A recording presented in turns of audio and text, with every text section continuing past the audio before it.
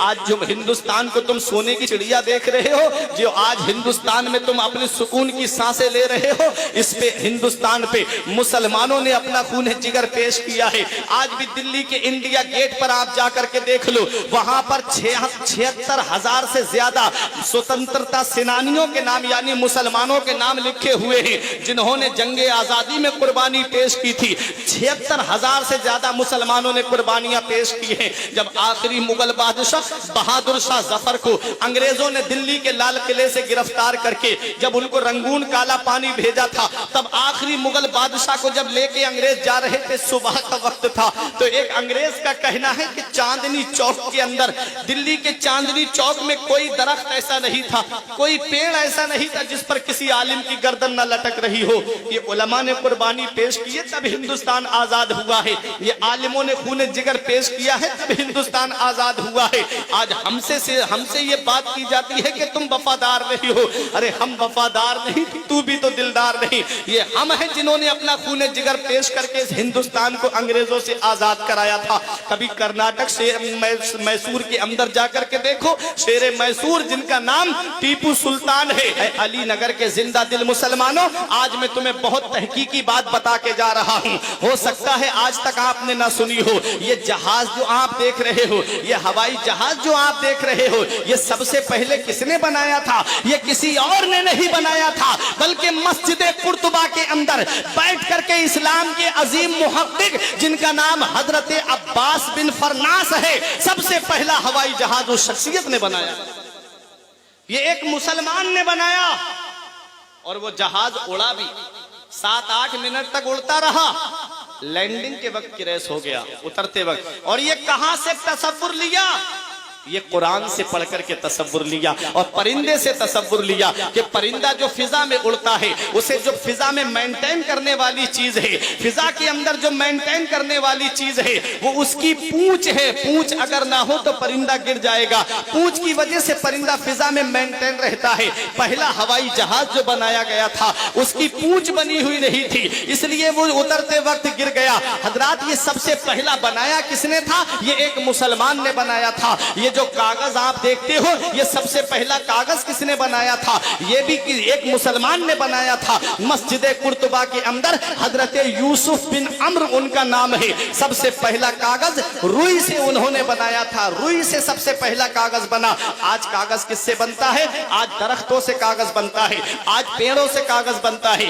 पेड़ों को बारीक काटा जाता है और उसको मशीन के अंदर डाल करके उसको बारीक पीस दिया जाता है, फिर केमिकल लगा करके कागज बनाया जाता है। और जब कागज तैयार हो जाता है तो उस पे अपने अपने हिसाब से उस पे लिखाई होती है।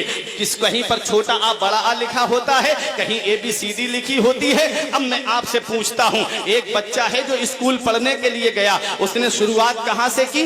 ABCD से शुरुआत की, छोटा आ बड़ा आ से शुरुआत की, और फिर उस किताब को पढ़ने के बाद वो आगे दर्जे में चला गया, फिर उससे और ऊपर दर्जे में चला गया। पढ़ने के बाद हाई स्कूल किया, इंटर करने के बाद में वो आला डिग्रियां हासिल कर लेता है। कोई इंजीनियर बनता है, कोई मास्टर बनता है, कोई प्रोफेसर बनता है, कोई अपने वक्त का DM बनता है, कोई IAS ऑफिसर बनता है।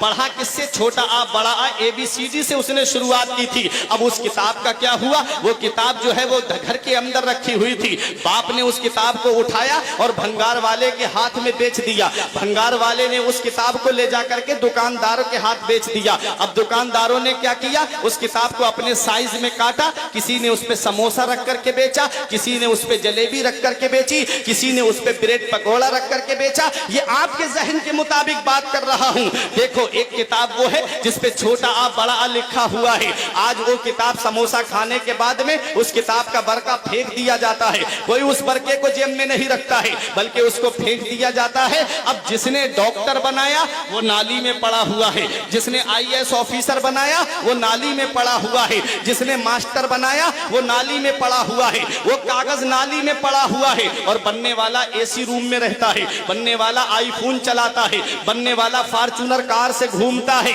सेम मशीन है अली नगर वालों, सेम मशीन है, सेम केमिकल है, सेम बाइंडिंग है हजरात। लेकिन उसके ऊपर छोटा आ बड़ा आ लिखा हुआ नहीं है, बल्कि उस पर बिस्मिल्लाहिर्रहमानिर्रहीम लिखा हुआ है। अब उस कागज के लिए कोई आलिम फतवा नहीं नहीं देगा, कोई मुफ्ती फतवा नहीं देगा, कोई गौसो कुतुब अब्दाल फतवा नहीं देगा, बल्कि उस कागज के लिए मेरा रब हुक्म दे रहा है, ला यमस्सुहु इल्लल मुतहहरून, इस कागज को बगैर वुजू के छूना भी मत। मैंने कागज से पूछा, एक कागज तू बता, एक कागज वो है जो नाली में पड़ा है, जिससे को पढ़ के बेटा डॉक्टर आईएएस ऑफिसर बना, और एक तू है कि तेरे ऊपर बिस्मिल्लाह लिखी हुई है, तेरे लिए रब फरमा रहा है कि इसको बगैर वुजू के छूना भी मत। वो कागज शान कैसे मिली? तो कागज यही जवाब देता है, मेरे वजूद को मत देख, बल्कि मेरे लिखे हुए को देख। मेरे सीने पर कुरान लिखा हुआ है। अरे जब अली नगर वालों सुनो, जब कुरान एक कागज पर लिख जाए तो कागज इज्जत वाला हो जाए, जब कुरान कागज पर लिख जाए तो कागज शान वाला हो जाए। तो जब कागज की ये शान है तो जिस सीने के अंदर कुरान के 30 पारे महफूज होंगे, उस सीने की शान का आलम क्या होगा?